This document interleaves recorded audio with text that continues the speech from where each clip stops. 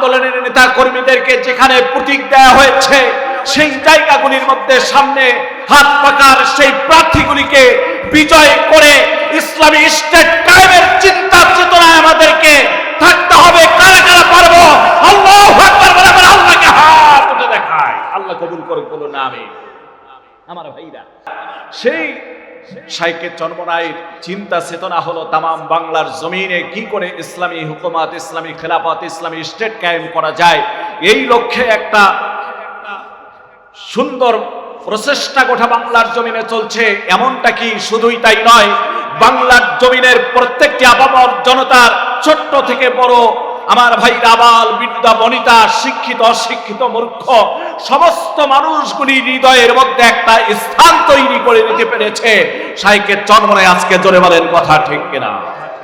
যে সময় শাইখে চরমনাই গোটা বাংলার জমিনের অসংখ্য মানুষের হৃদয়ে স্থান তৈরি করে নিয়েছে, সেই সময় সময়ের দাবি হয়ে গিয়েছে শাইখে চরমনাই যে সমস্ত জায়গাগুলির মধ্যে আমার ভাইরা আজকে কাজ দুর্বার গতিতে চলছে, বিশেষ করে আমাদের আন্দোলনের নেতা কর্মীদেরকে যেখানে প্রতীক দেওয়া হয়েছে সেই জায়গাগুলির মধ্যে সামনে হাত পাকার সেই প্রার্থীগুলিকে বিজয় করে ইসলামী স্টেট কায়েমের চিন্তা চেতনায় আমাদেরকে থাকতে হবে। কারা কারা পারবো?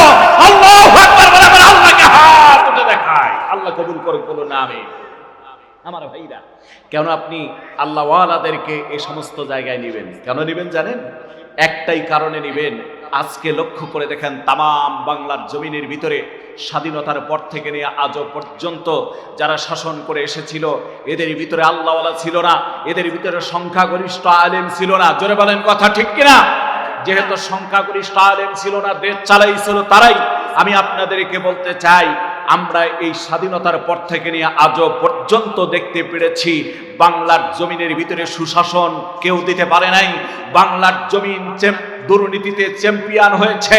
বাংলার জমিনে খুন, ধর্ষণ, রাহাজানি 2 বৎসরের কন্যা সন্তান থেকে নিয়ে 80 বৎসরের বৃদ্ধা পর্যন্ত জমিনে ধর্ষিতা হয়। জোরে বলেন কথা ঠিক কিনা? এদেশে আমার ভাইরা খাদ্যে ভেজাল, এদেশে ওজনে কম, এদেশে নানা দিক থেকে অসঙ্গতি। এই অসঙ্গতি যদি দূর করতে হয়, ইসলামী হুকুমতের বিকল্প নাই, ইসলামী খেলাফতের বিকল্প নাই, ইসলামী আইনের বিকল্প নাই। এর জন্য ইসলামী আইন প্রতিষ্ঠার জন্য শাইখে চরমনাই সহ অসংখ্য ইসলামী দলগুলি আজকে কাজ করে যাচ্ছে। সময় এসে গেছে সকলকে কাঁধে কাঁধ মিলিয়ে আমার ভাইরা, আমার বন্ধুগণ, একটি যৌথভাবে একত্রিত হয়ে আমাদের শক্তিশালী হাতটাকে আমাদের সকলের শক্তি অর্জন করে আল্লাহর জমিন, আল্লাহর দ্বীন প্রতিষ্ঠার সংগ্রাম করার একটা সুবর্ণ সুযোগ এসে গিয়েছে। কথা বলেন ঠিক কিনা? এই সুযোগটা ইতিপূর্বে ছিল না, এই সুযোগ কিন্তু এখন এসে গিয়েছে, আলহামদুলিল্লাহ। এজন্য আর ফতোয়াবাজি নয়, আমরা কাঁধে কাঁধ মিলে যতগুলি ইসলামী দল আছে সমস্ত ইসলামী দলগুলি একত্রিত হয়ে এই বাংলার জমিনে ইসলামী খেলাফত দেখতে চাই। আপনারাও চান কি চান না? কারা চান? আল্লাহু আকবার বলে আরেকবার হাত আল্লাহকে দেখা। এর জন্য আমার ভাইরা, আমাদের জান মাল দিয়ে আল্লাহর রাস্তায় নামতে হবে। পারবো তো ইনশাআল্লাহ। আবারও খলিফাতুল মুমিনিন হযরত ওমরের মতো ব্যক্তি তৈরি করতে হবে। কথা বলেন ঠিক কিনা? যদিও খলিফাতুল মুমিনিন হযরত ওমর আসবে না, ওই নমুনায় মানুষ তৈরি করা এখনো সম্ভব। কথা বলেন ঠিক কিনা? আমার ভাইরা, খুব গভীর মনোযোগ দিয়ে দেন। খলিফাতুল মুসলিমিন হযরত ওমর ইবনুল খাত্তাব রাদিয়াল্লাহু তাআলা আনহু কেমন প্রকৃতির মানুষ ছিলেন, কেমন রাষ্ট্রনায়ক ছিলেন, গভীর মনোযোগ দেন মুসলমান ভাইরা আমার। 4 মিনিটের ভিতরে আলোচনা শেষ করব। খুব সংক্ষেপ কথা একটা আজকের মা বোনদেরকে বলে দিয়ে যাই। আমার মায়েরা, কেমন স্বামীদের আনুগত্য, কেমন স্বামীদেরকে ভালোবাসতে হবে, গভীর মনোযোগ দিয়ে দেন। আজকে আপনাদেরকে সুন্দর করে একটা তথ্য জানায় দিয়ে যাচ্ছি, গভীর মনোযোগ দিয়ে তথ্যটা জানতে হবে। আসছেন আমাদের অতিথি, তাই না? নারায়ে তাকবীর, লিল্লাহি তাকবীর, নারায়ে তাকবীর। ইসলামী আন্দোলন বাংলাদেশ, শাইখে চরমনাই বাংলাদেশ। আমার ভাইরা, আজকের মাহফিলের প্রধান অতিথি জনাব হযরত মাওলানা মোহাম্মদ অধ্যক্ষ হাফেজ মাওলানা ইউনুস আহমেদ সাহেব, সকলে বলুন মারহাবা। উনি আমাদের মাঝে উপস্থিত হয়ে গেছেন, আলহামদুলিল্লাহ। আলহামদুলিল্লাহ, আমাদের বহর এসে গিয়েছেন। যথারীতি আমাদের মাঝে সুন্দর করে আলোচনা চলবে। আলোচনা করার শেষ মুহূর্তে মা বোনদেরকে লক্ষ্য করে বলবো, আমার মায়ের, আপনাদেরকে বলবো, যারা এখানে এসেছেন, যদি আমাকে একটা দায়িত্ব দিয়েছিলেন, উনি এখানে নাই, এই কারণে ও কাজটা করতে পারতেছি না, তারপরে উনি এসেছেন, যদি এই মুহূর্তে হাফিজুর ভাইকে শোনেন তো, উনি বুঝে আসছেন। হ্যাঁ,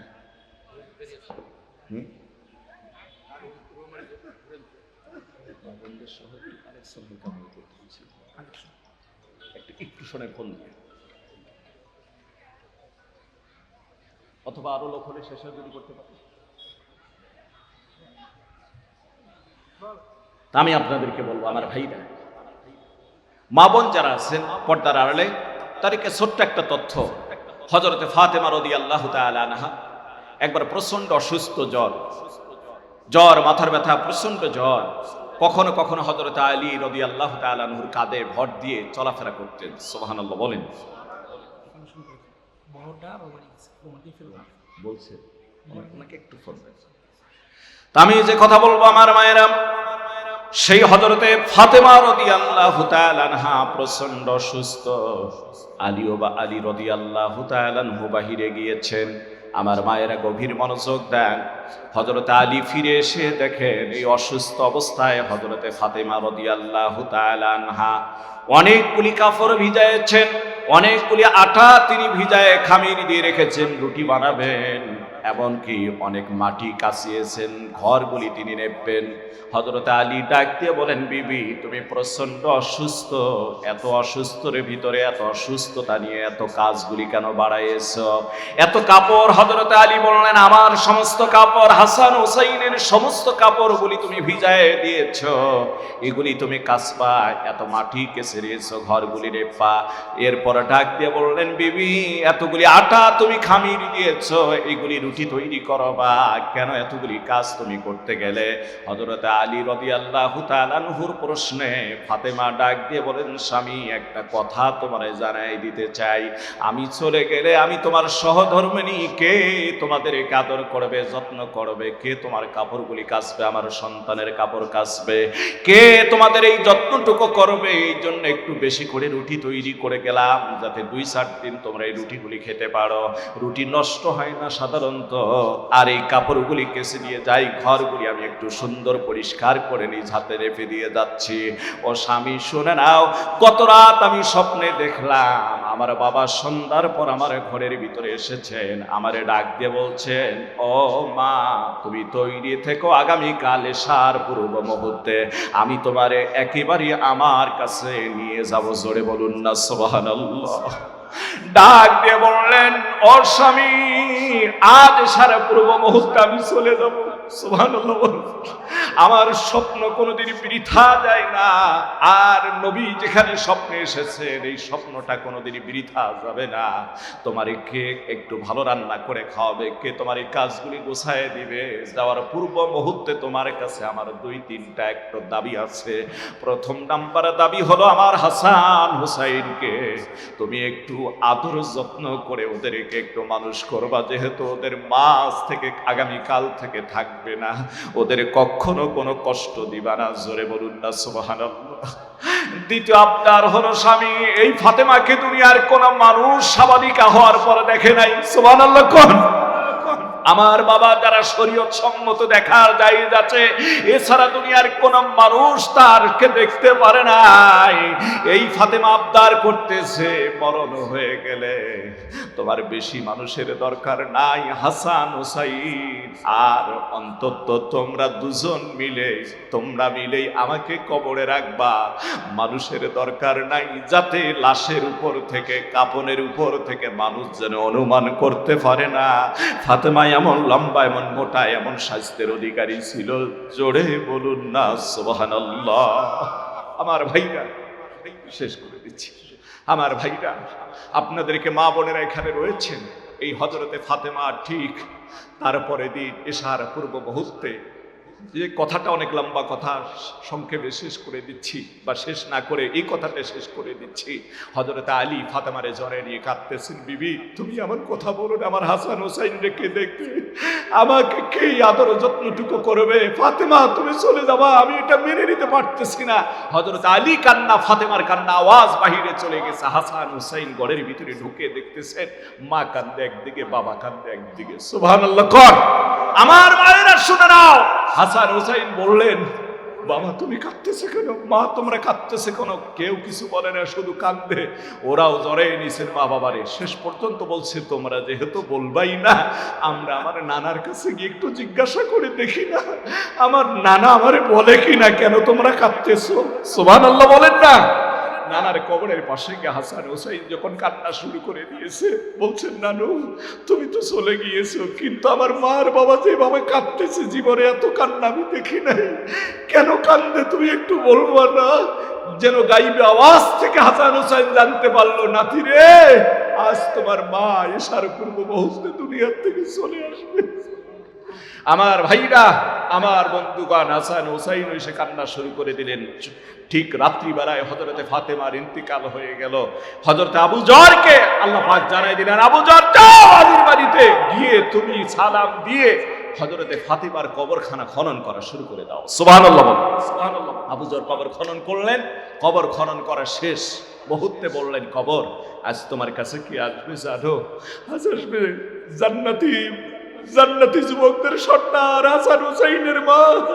আজ তোমার ভিতরে আসবে শেরে খোদা আলীর স্ত্রী। আজ তোমার ভিতরে আসবে আখিরি জামানার পয়গম্বর নবী মুহাম্মদ রাসূলুল্লাহর কলিজার টুকরো। আজ তোমার ভিতরে যে আসবে সে হচ্ছে জান্নাতি মহিলাদের সর্দারিনী হযরতে ফাতেমা রাদিয়াল্লাহু তাআলা। খবরদার কবর বেয়াদবি করবা না। কবর থেকে যেন গাইবে আওয়াজ আসলো, আলী ও আবু যর চিৎকার করো না, আমি এগুলি শুনবো না। আমি দেখবো আমল, আমার কাছে যদি আমল ভালো হয় ভালো ব্যবহার করব, আমল খারাপ হয়ে গেলে পৃথিবীর দুই প্রান্তে কবরের মাটি চলে গিয়ে এক চাপ দিয়ে তাৎক্ষণিক হাড় গোড়গুলি ভেঙে টুকরো টুকরো করে দেব। এই জন্য আমার মায়ের আমল তৈরি করবেন, ভাইয়ের আমল তৈরি করবেন। আমলের ভিতরে অন্যতম হলো আল্লাহ ওয়ালাদেরকে নির্বাচনের সময় সমর্থন করে একটা বড় আমল। জোরে কোন কথা ঠিক কিনা? আপনি কোন জালিমকে সমর্থন করবেন, কিয়ামতের ময়দানে জালিমের সাথে আসরে উঠতে হবে।